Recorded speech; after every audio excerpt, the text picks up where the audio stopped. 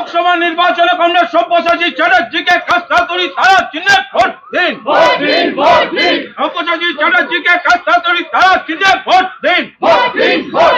লোকসভায় দুর্নীতিগ্রস্ত সরকারের বিরুদ্ধে কাস্তাতুরি তারা চিহ্নে ভোট দিন। তৃণমূল বিজেপিকে পরাস্ত করতে কাস্তাতুরি তারা চিহ্নে ভোট দিন।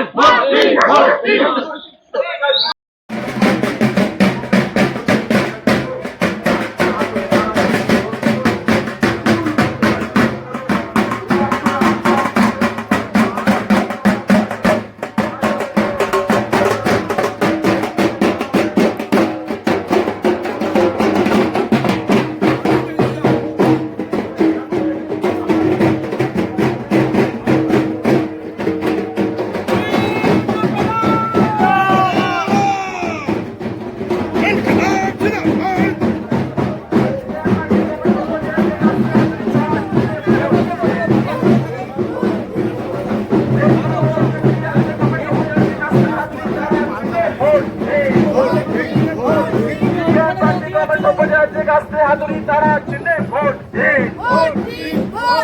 ভোট দিন বাজতে, ভোট দিন বাজতে, বাজার মতো বাজতে, বাজার মতো বাজতে, শ্রমিকের স্বার্থে, খেটে খাওয়া মানুষের স্বার্থে, সৈনিকা লাভ জিন্দাবাদ, সিপিআইএম জিন্দাবাদ।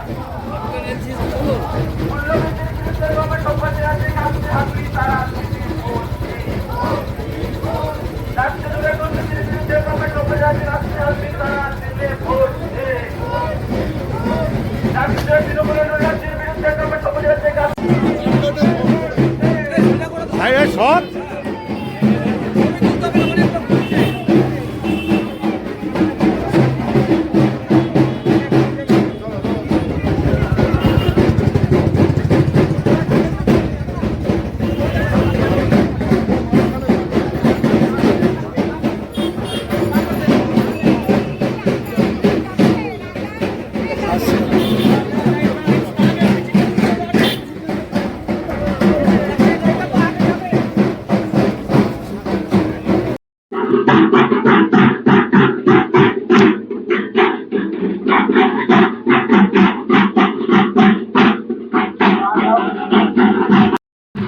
প্রথম লিলুয়ায় আসছি, লিলুয়াতে অনেকদিনই আসছি, সাংগঠনিক কাজে মিটিংয়ের কাজে এসেছি।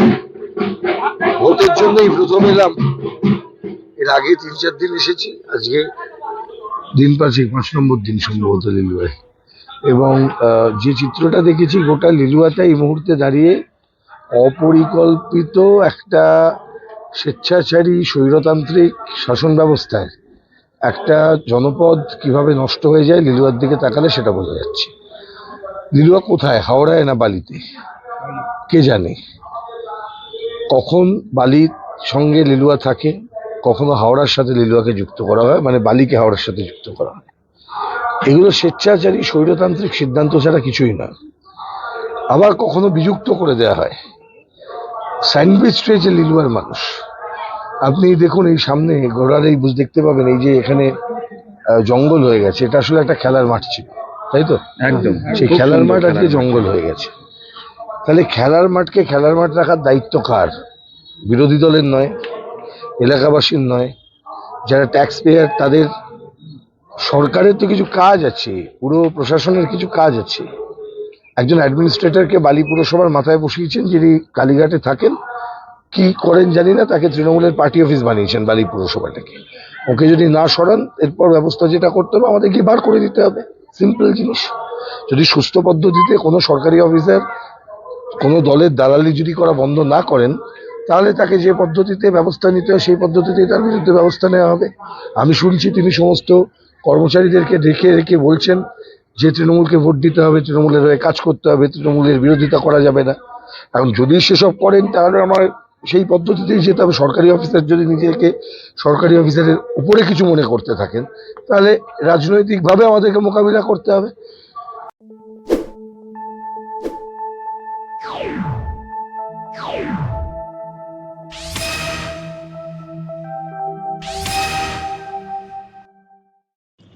তলাশ বার্তা, খবর বানায় না, খবর খুঁজে বের করে। এখন থেকে তলাশ বার্তার নতুন ইউটিউব চ্যানেলে সব খবর সবার আগে। চোখ রাখুন তলাশ বার্তা ইউটিউব ও ফেসবুক চ্যানেলে। সাবস্ক্রাইব করুন তলাশ বার্তা ইউটিউব চ্যানেলটিকে।